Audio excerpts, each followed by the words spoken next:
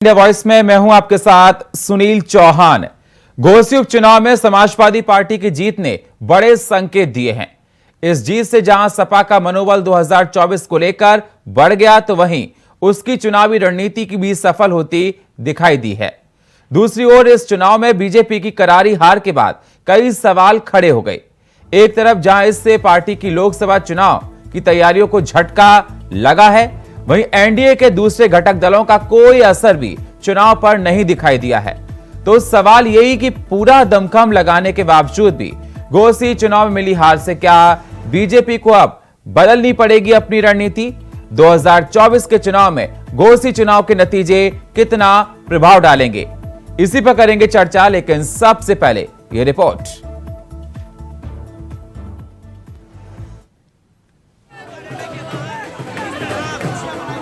घोसी विधानसभा उपचुनाव के नतीजों ने जहां समाजवादी पार्टी के लिए काफी लंबे समय के बाद खुशियों के द्वार खोल दिए हैं, तो वहीं बीजेपी की रणनीति पर इस चुनाव ने प्रश्न चिन्ह लगा दिया है।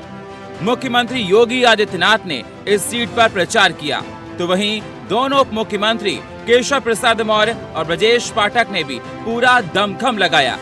इनके साथ साथ सरकार के कई मंत्रियों, सांसदों और विधायकों ने भी घोसी में डेरा डाला। बावजूद इसकी बाजी सपा के हाथ लगी। समाजवादी पार्टी की तरफ से राष्ट्रीय अध्यक्ष अखिलेश यादव, महासचिव शिवपाल यादव, रामगोपाल यादव ने वोट मांगा। शिवपाल के लिए चुनाव प्रतिष्ठा का प्रश्न बन गया था, जिसमें वो पूरी तरह खरे उतरे। अब सपा गदगद है। इतना अहंकारी, इतना मगरूर मत बन। मुझे लोकतंत्र कहते हैं। बादशाहों को भी मैंने दरबान किया है। से ऐतिहासिक जीत दर्ज की है। समाजवादी पार्टी सुधाकर सिंह जी को, घोसी की सम्मानित जनता को बधाई देती है। जिस तरीके से भारतीय जनता पार्टी की जन विरोधी नीतियों के खिलाफ, अराजकता के खिलाफ पिछड़े दलित, अल्पसंख्यक, किसान, मजदूर ने मिलकर इस लड़ाई को लड़ने का काम किया है। आने वाले समय में 2024 के लोकसभा चुनाव में समाजवादी पार्टी आदरणीय अखिलेश यादव जी के नेतृत्व में भारतीय जनता पार्टी को हराने का काम करेगी। दिलचस्प बात यह है कि इस बार घोसी उपचुनाव में कुल 50% के करीब मतदान हुआ, जो पिछले चुनाव 2022 से 8% कम रहा। इस सीट पर मुस्लिम और अनुसूचित जाति की तादाद अच्छी खासी है। घोसी में करीब 90,000 मुस्लिम वोटर और अनुसूचित वर्ग के 70,000 मतदाता हैं, तो 60,000 यादव जबकि 55,000 राजभर वोट हैं। यानी आंकड़ों को साधते हुए सपा ने इस चुनाव को अपने नाम किया है। कुल मिलाकर सामाजिक, जातीय और धार्मिक समीकरण साधने में सपा अव्वल रही। घोसी विधानसभा के उपचुनाव का जो जनादेश आया है, भारतीय जनता पार्टी उसका सम्मान करती है। ये बात सत्य है कि जैसे परिणाम की अपेक्षा हम सब लोगों को थी, राजनीतिक दृष्टि से वैसा परिणाम नहीं आया है। मैं घोसी विधानसभा के सभी सम्मानित मतदाताओं का और चुनाव में जिन लोगों की सहभागिता रही, पुलिस प्रशासन, आयोग के सभी लोगों का धन्यवाद करता हूं कि उन्होंने निष्पक्ष चुनाव कराने के अपने दायित्व को निर्वहन किया है। घोसी उपचुनाव के नतीजों के बाद कई बदलाव देखने को मिल सकते हैं। समाजवादी पार्टी जहां नए जोश और ऊर्जा के साथ 2024 की तैयारी में जुटेगी, तो वहीं बीजेपी के सामने सबसे बड़ी चुनौती अपने आत्मविश्वास को कायम रखने की होगी। इस नतीजे के बाद जल्द बीजेपी में सरकार और संगठन में बड़ा बदलाव देखने को मिल सकता है, जिसकी चर्चा लंबे समय से चल रही है। एनडीए और इंडिया गठबंधन की लड़ाई के तौर पर भी घोसी उपचुनाव की खूब चर्चा हुई। इस नजरिए से जहां विपक्ष इसे विपक्षी एकता की जीत बता रहा है, तो वहीं एनडीए गठबंधन घाव पर मरहम लगाने का प्रयास करता दिखाई दिया। घोसी उपचुनाव के जो रुझान इंडिया गठबंधन के समाजवादी पार्टी के प्रत्याशी श्री सुधाकर सिंह जी के पक्ष में आ रहे हैं, तो उससे ये बात पता चलती है कि जनता ने बदलाव का मन बना लिया है। भारतीय जनता पार्टी का जितना झूठ था वो बेनकाब हो चुका है। जितना प्रचार करके दावे किए गए विकास के, रोजगार के, महंगाई नियंत्रण को लेकर, वो जनता समझ रही है, सब झूठे निकले। इसी की जनता ने इस देश के बदलाव की नींव रख दी है। 2024 में इसी तरीके से इंडिया गठबंधन इस तानाशाह भाजपा सरकार को हराने का काम करेगा। ने जो फैसला दिया है, जो रिजल्ट आ रहा है, हम उसका स्वागत करते हैं। और एक बात जरूर कहूंगा कि ईवीएम विपक्ष जब हारता है तो ईवीएम का दोष देता है। जी, अब तो ये प्रमाण हो गया कि ईवीएम सही है। जी, और एनडीए की सरकार में निष्पक्ष चुना हुआ ये प्रमाण विपक्ष को दे रहा है। सर, आपको क्या लगता है? कमी रह गई है, उसको हम लोग अध्ययन करके उस कमी को दूर करने का प्रयास करके आगे 24 की लड़ाई मजबूती से लड़ेंगे। घोसी विधानसभा उपचुनाव के नतीजों का असर यूपी की सियासत पर पड़ना तय है। 80 लोकसभा सीटों वाले उत्तर प्रदेश में सपा का सियासी कद बढ़ेगा, तो वहीं बीजेपी के लिए राजनीतिक चुनौती और ज्यादा बढ़ेगी। प्रदेश में काफी समय के बाद बीजेपी के वर्चस्व को सपा ने रोक दिया है। ऐसे में दबाव अब सीधे तौर पर बीजेपी के ऊपर होगा। 2024 के लोकसभा चुनाव में काफी कम समय बचा है, लिहाजा पार्टी को नए सिरे से रणनीति पर मंथन करना होगा, जबकि सपा पीडीए यानी पिछड़ा, दलित, अल्पसंख्यक के अपने चुनावी नारे को और ज्यादा धार देने में जुटेगी। प्रियम पाठक, इंडिया वॉइस, लखनऊ। तो घोसी के नतीजे आने के बाद सियासी लड़ाई और तेज होती जा रही है। 2024 का चुनाव नजदीक है और उत्तर प्रदेश बेहद अहम है। समाजवादी पार्टी का कद बढ़ा क्योंकि घोसी में प्रतिष्ठा दांव पर लगी। हमारे साथ चर्चा करने के लिए जुड़ चुके हैं शौकत अली, प्रवक्ता समाजवादी पार्टी के। स्वागत है शौकत जी आपका। हमारे साथ जुड़ चुके हैं नीरज दीक्षित, नेता बीजेपी। नीरज जी स्वागत है आपका। और हमारे साथ जुड़ चुके हैं नवीन दुबे, राजनीतिक विश्लेषक। स्वागत है नवीन जी आपका हमारे इस खास प्रोग्राम में। सबसे पहले नीरज जी, मैं आपके पास ही आना चाहूंगा। नीरज जी, घोसी तो कहीं ना कहीं ये माना जाए कि आप लोगों को वहां पर जनता ने खुश नहीं किया और जनता ने जो अपना समर्थन दिया वो आपके पक्ष में नहीं था, आपको वहां से हार मिली है और समाजवादी पार्टी वहां प्रचंड बहुमत के साथ जीत गई है। मैं आपके साथ जानना चाहता हूं कि अगर आने वाले 2024 में अगर समाजवादी पार्टी इस प्रकार से परफॉर्मेंस देती रही तो आपके लिए 2024 की राह बहुत मुश्किल हो जाएगी। देखिए, सबसे पहले तो सम्मानित जनता का धन्यवाद करना चाहता हूं कि वहां पे शांतिपूर्ण तरीके से, जिस तरीके से वहां पे चुनाव हुए, ये योगी जी के कारण हुए। अन्यथा पहले भी देखा गया है कि वहां पे जो चुनाव हुए हैं वो किस प्रकार से हुए हैं। और जनता ने जो मैंडेट दिया है वो हमारे सर माथे पे, हो सकता है हमसे कुछ भूल चूक हुई होंगी, परंतु हमने देखा था कि जब विधानसभा के चुनाव और जब पिछली बार लोकसभा हुई थी तो उससे पहले भी हम यूपी में कुछ एक आध सीटें हारे थे। तो इसी तरीके से ये गठबंधन पार्टियों ने खूब जश्न मनाया था और बोला था मोदी जी की हार होने वाली है, यूपी में बहुत बुरी तरीके से मोदी जी हारेंगे और योगी आदित्यनाथ की हार हुई है। परंतु उसके बाद सबने रिजल्ट देखा था कि दोबारा जनता ने लोकसभा में और उसके बाद विधानसभा में इन विपक्षियों का क्या हाल किया, ये इनके सामने सब कुछ रिजल्ट आया था। परंतु हाँ, छोटे रिजल्ट भी उनसे सीख लेनी चाहिए। पार्टी इसके ऊपर विचार करेगी कि क्या कमी पेशी रही। परंतु वहां पे केवल समाजवादी पार्टी नहीं जीती है, वहां पे जितने दल थे सब इकट्ठे होकर के चुनाव लड़े थे। तो ये बोलना कि समाजवादी पार्टी अकेले चुनाव लड़ी तो ये गलत है। वहां पे INDI का अलायंस लड़ रहा था चुनाव और ये लोग इकट्ठे होकर के खुलकर था सर, अच्छी बात वो तो खुलकर था। INDI वो तो खुलकर कह रहे हैं कि हम लोग सब एक हैं, इसमें बताने वाली बात क्या? नहीं, ये खुल के नहीं बोल रहे हैं। अभी हमने देखा था समाजवादी पार्टी के एक नेता का बयान अभी आपके चैनल पे चल रहा था, वो कह रहे थे अखिलेश जी के नेतृत्व में जीते।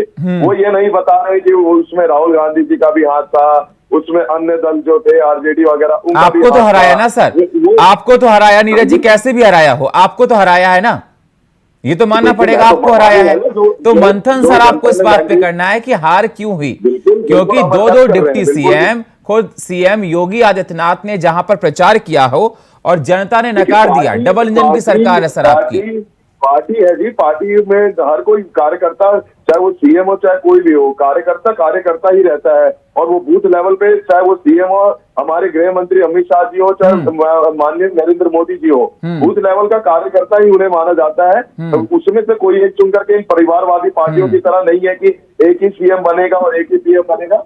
और हमारे में 24 को ये है लेकर कि तैयारियां आप किस प्रकार करोगे? अब तो काफी चेंजेस आएंगे सर, काफी चेंजेस आएंगे, काफी कुछ बदलाव आएगा पार्टियों में, क्योंकि आउटपुट अच्छा नहीं दिया आप लोगों ने।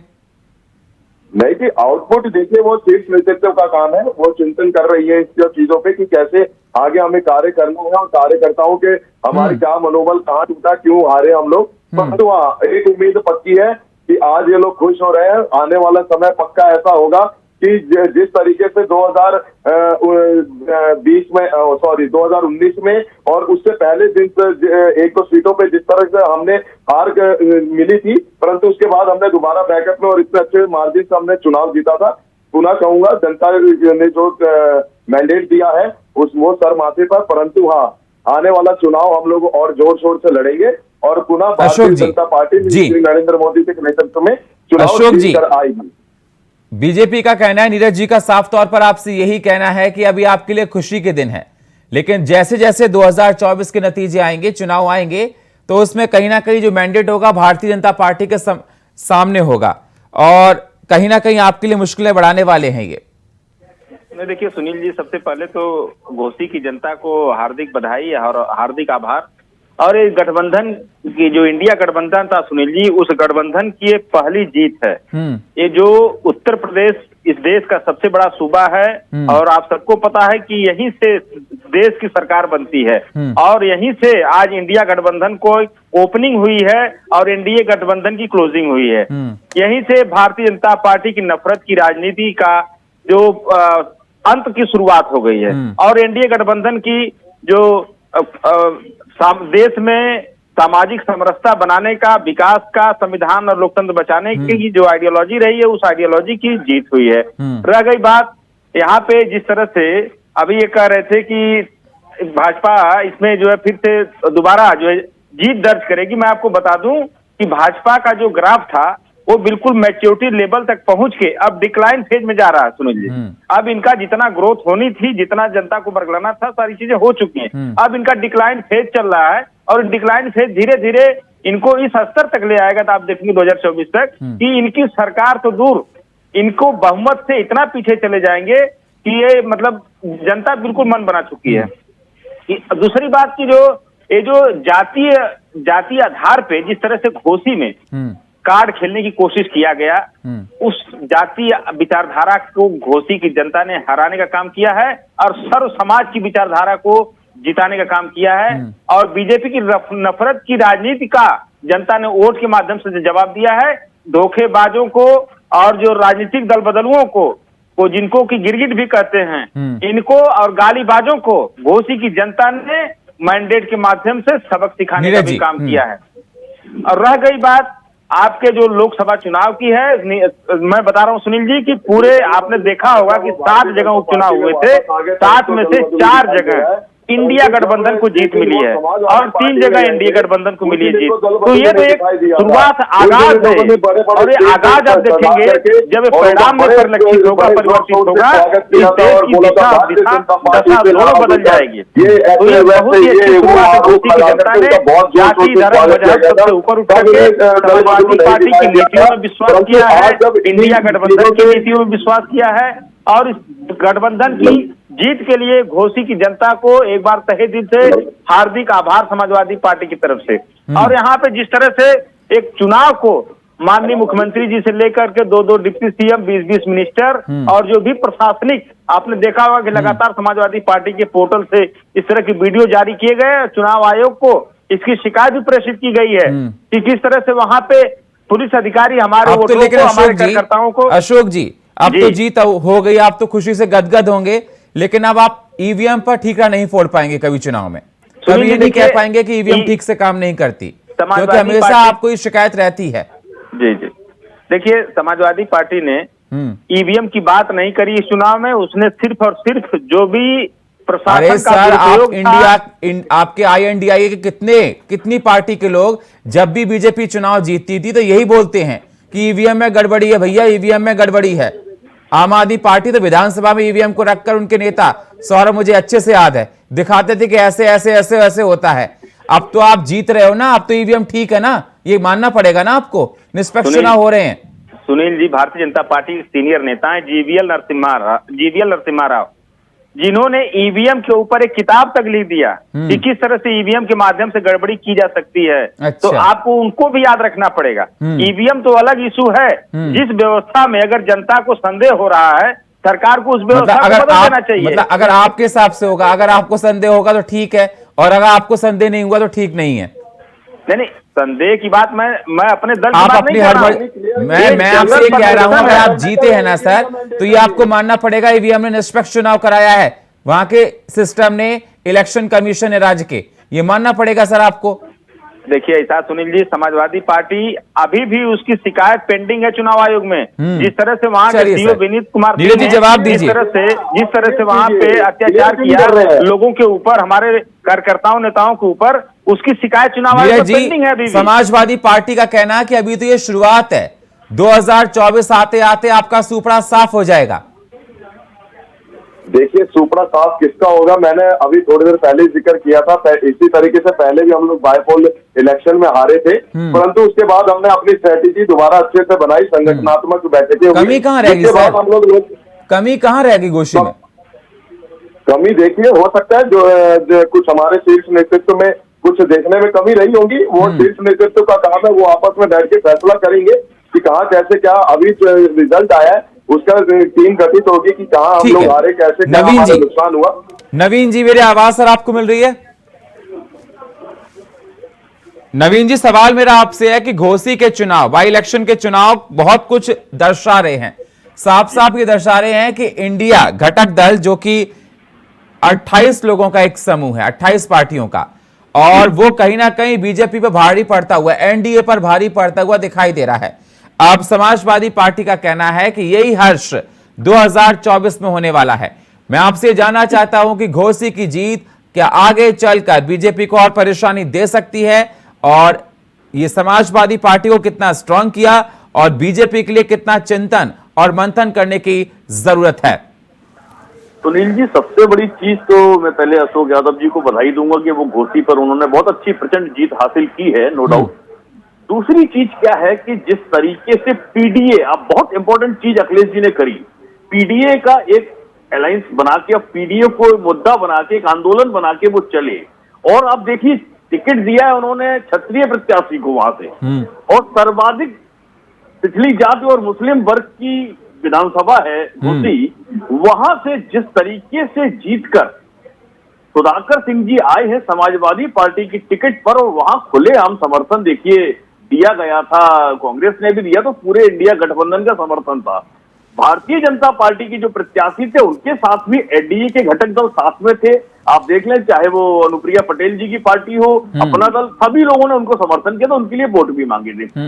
यहाँ एक चीज बड़ी उल्लेखनीय है कि दारा सिंह चौहान जिस तरीके के कैंडिडेट थे, उससे एक नाराजगी तो ये थी वहां के भाजपा कार्यकर्ताओं में कि उनके कार्यकर्ताओं को नकार कर एक बाहरी आदमी को वहां टिकट दिया गया, जो हाल ही में पार्टी में वापस आए थे। इससे पहले भी वो धोखाधड़ी कर चुके दल बदलू रहे, तो उस इमेज ने भी कहीं ना कहीं डेंट किया है। अब दूसरी चीज आती है जो बड़ी महत्वपूर्ण है, निसंदेह समाजवादी पार्टी में जो पॉलिसी मेकर्स हैं, खासकर मैं उल्लेख करूंगा शिवपाल सिंह यादव जी का। इस चुनाव को पूरी कमांड अगर किसी ने दी है, डायरेक्शंस अगर किसी ने दिए हैं, कंट्रोल किसी का रहा है, तो पूरी तरीके से शिवपाल सिंह यादव जी का वहां था, जो हम लोगों ने देखा। और वास्तव में उनकी जमीनी वोटर पर समाजवादी पार्टी में एक बहुत अच्छा कम्युनिकेशन है, बहुत अच्छी पकड़ है, और उसका परिणत ये हुई है कि वहां 42,000 के अधिक वोटों से समाजवादी पार्टी जीती है। अब आते हैं भारतीय जनता पार्टी।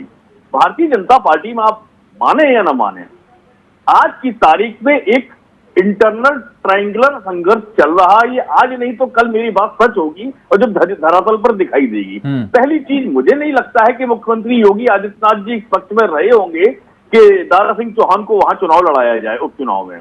कहीं ना कहीं ऊपर का जो घटक है इनका, उन्होंने अपना दबाव बनाया कि नहीं, हमें जातीय समीकरण साधने हैं, 2024 को मद्देनजर रखना है, लिहाजा हम दारा सिंह को यहाँ लड़ाएंगे। तो कहीं ना कहीं वो मतभेद भी सामने रहे, और जिसकी वजह से यहाँ भारतीय जनता पार्टी के जिस कार्यकर्ता जिस उत्साह से चुनाव लड़ते हैं, मैंने देखा है हर चुनाव के अंदर वहां कार्यकर्ता चुनाव लड़ता है, बहुत अच्छा संगठन है। लेकिन नवीन जी एक सवाल मैं इसमें और ऐड करना चाहता हूं कि जरूरी नहीं कि जो घोसी में जातीय समीकरण हो, जो घोसी का अगर देखा जाए इक्वेशंस हो वो पूरे उत्तर प्रदेश में हो, क्योंकि अगर घोसी में देखा जाए राजभर वोट वहां पर था, यादव वोट वहां पर था, मुसलमानों का वहां पर था, तो ये कहीं ना कहीं समाजवादी पार्टी के पक्ष में जाता हुआ दिखाई दिया। हालांकि राजभर वोट नहीं गया। नहीं, मैं बता रहा हूँ सुनील जी, देखिए ऐसा है, यहाँ पर सबसे बड़ी परीक्षा अगर भारतीय जनता पार्टी की तरफ से किसी की थी तो योगी आदित्यनाथ जी की नहीं थी, बल्कि वहाँ ओम प्रकाश राजभर की परीक्षा। जी हाँ हाँ। कारण क्या है, वो उनका क्षेत्र था और उन्होंने बड़ा दम भरा था, बहुत बहुत बड़े बड़े मतलब बोले थे, जो मैं समझता हूँ राजनीति करने वाले और जो लोग रोल मॉडल होते हैं उस तरीके की भाषा नहीं बोलते, उन्होंने वो बोली। हाँ, उन्होंने जुबानी तीर बहुत गलत बोले थे। जुबानी तीर बहुत चलाए, बहुत गलत चलाए, और सबसे बड़ी चीज है कि आज वो इधर है तो इधर की तरफ से बोल रहे हैं, वही उनके पतन का कारण बना। बोलते थे, वो उनकी एक छवि खराब हुई है। मुझे नहीं लगता है कि राजभर वोटों ने भी उनको कहीं अपना नेता मानते हुए वोट किया, क्योंकि वहां की याद रखिए कि इन्हीं की पार्टी के उपाध्यक्ष हुआ करते थे महेंद्र राजभर, जो समाजवादी पार्टी के साथ थे, उन्होंने सपा के लिए वोट मांगे थे। तो कहीं ना कहीं राजभर समाज के वोटों में भी वहां बिखराव हुआ है, ये स्वीकार करना पड़ेगा। नीरज जी, आने वाले नीरज जी सुना आपने? नीरज जी सुना आपने? मेरी आवाज मिल रही है नीरज जी आपको? सर जी जी जी जी, आपने सुना नवीन जी को? नवीन जी का ये कहना है जो दारा सिंह चौहान को टिकट दी उसके अंदर कहीं ना कहीं इंटरनल लोग परेशान हुए और नाराज हुए, जिसका खामियाजा हार के तौर पर आपको देखना पड़ा।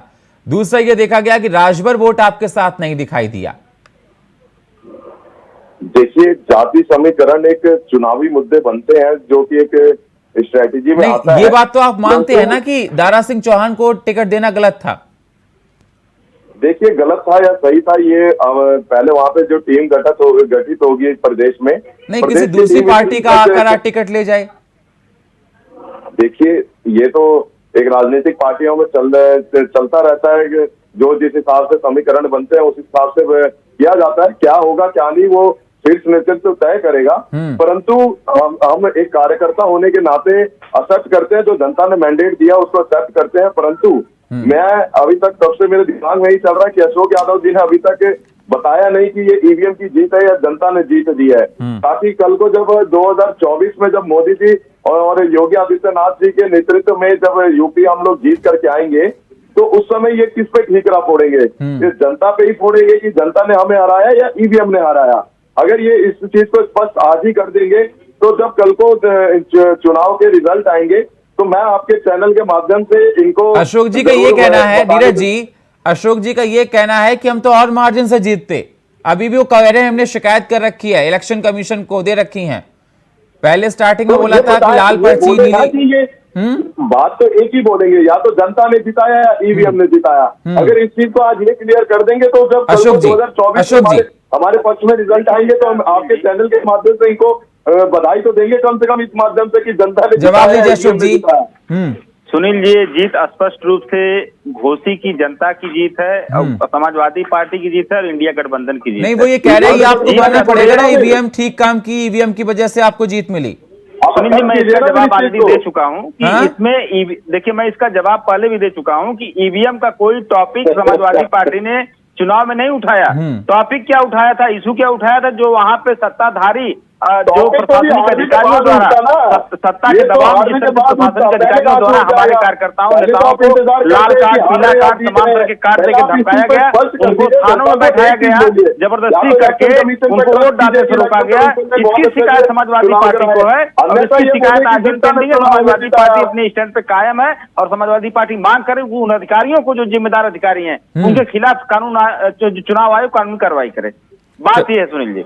चलिए, बहुत बहुत शुक्रिया आपसे। मेहमानों का समय मेरे पास इतना ही है। अशोक जी आपका, नीरज जी आपका और नवीन जी आपका बहुत बहुत शुक्रिया चर्चा में जुड़ने के लिए। लेकिन सवाल ये बनता रहेगा कि घोसी में जिस प्रकार से देखा गया है, नतीजे आने के बाद समाजवादी पार्टी गदगद है, वहीं बीजेपी के लिए चिंतन और मंथन करने की जरूरत है, क्योंकि 2024 का चुनाव नजदीक आता जा रहा है और 2024 के चुनाव को लेकर कहीं ना कहीं यह मानना पड़ेगा कि समाजवादी पार्टी को जीत मिलने के बाद एक नई ऊर्जा मिली है, आगे चलकर वो और अपनी जीत को मजबूत करेंगे। और फिलहाल हमारे इस खास प्रोग्राम में इतना ही। बाकी खबरों के लिए आप बने रहिए इंडिया वॉइस के साथ। तब तक के लिए नमस्कार।